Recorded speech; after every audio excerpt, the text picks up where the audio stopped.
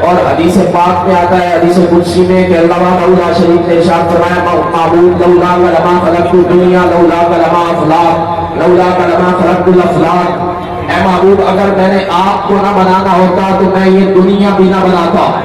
اگر میں نے آپ کو نہ بنانا ہوتا تو میں یہ آسمان بھی نہ بناتا،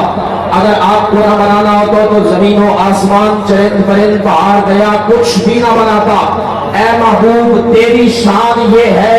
اگر میں نے آپ کو نہ بنانا ہوتا تو میں اپنا رب ہونا بھی ظاہر نہ کرتا۔ محبوب کی ذات تو وہ ذات ہے جس کے صدقے میں ہمیں خدا کی ذات ملی اور پھر آپ کا ایمان تازہ ہوگا۔ اللہ نے وہ محبوب ہمیں عطا فرمایا ہے، اللہ نے وہ شان و والا نبی ہمیں عطا فرمایا ہے کہ جب کوئی بدبخت میرے نبی کی ذات کے بارے میں، حضور کے کمالات کے بارے میں، حضور کے جمال کے بارے میں، حضور کے حسن کے بارے میں بات کرتا ہے تو کوئی اور نہیں بلکہ خود رب کعبہ جواب عطا فرماتا ہے۔ میرے نبی کی ذات تو وہ ذات ہے کہ اللہ خود جواب عطا فرماتا ہے۔ جب انہوں نے کہا کہ آپ رسول نہیں ہیں، عرب کے جاہلوں نے کہا، مکہ کے جاہلوں نے کہا، ابو جہل نے کہا کہ تو رسول نہیں ہے، میرے نبی کے چہرے کے اوپر ذرا دکھ کے اثرات آئے۔ فرمایا محبوب آپ غمگین نہ ہو،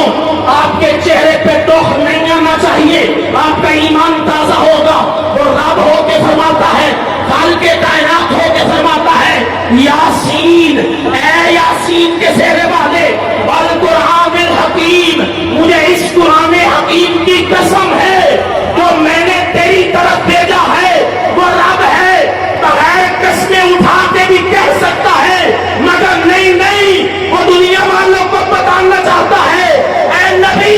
تیری شان کتنی بلند ہے، تو یاسین والا نبی ہے، تو دونوں جہانوں کا سردار ہے۔ والقرآن الحکیم، مجھے قرآن حکیم کی بھی قسم ہے، انک لمن المرسلین، یہ تمہیں صرف رسول نہیں مانتے،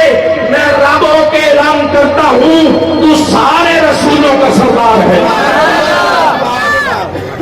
وہ رب ہو کے کہتا ہے تو سارے رسولوں کا سردار ہے۔ علماء سٹیج کی زینت ہے، آپ ان سے پوچھیں نبی کا ذکر کرنا میلاد منانا مستحب عمل ہے، ہم مانتے ہیں، مگر وہ دور یہ وہ دور ہے، فتنوں کا دور ہے، ہر طرف سے فتنے اٹھتے ہیں، کبھی کہاں سے کبھی کہاں سے کبھی کہاں سے، یہ دنیا ہمارے نبی کی ذات پہ حملے کرنے کی کوشش کر رہی ہے، جسارت کر رہی ہے۔ وہ یہ چاہتے ہیں ان غلاموں کے دلوں سے مصطفیٰ کریم کی محبت نکال لی جائے۔ جب کوئی مستحب کو مٹانے کی کوشش کر رہا ہو اس وقت علماء سے پوچھیں، محبت کا درجہ یہ بن جاتا ہے کہ اس مستحب کو زندہ کرنا امت کے لیے واجب ہو جاتا ہے۔ یہ عمل اب واجب ہو چکا ہے ہم پر، میرے پر بھی آپ پر بھی یہ واجب ہو چکا ہے، اور اتنا واجب ہو چکا ہے، اتنا واجب ہو چکا ہے کہ ہم نے گھر بار سجا کے سیرت اپنا کے آقا کا کردار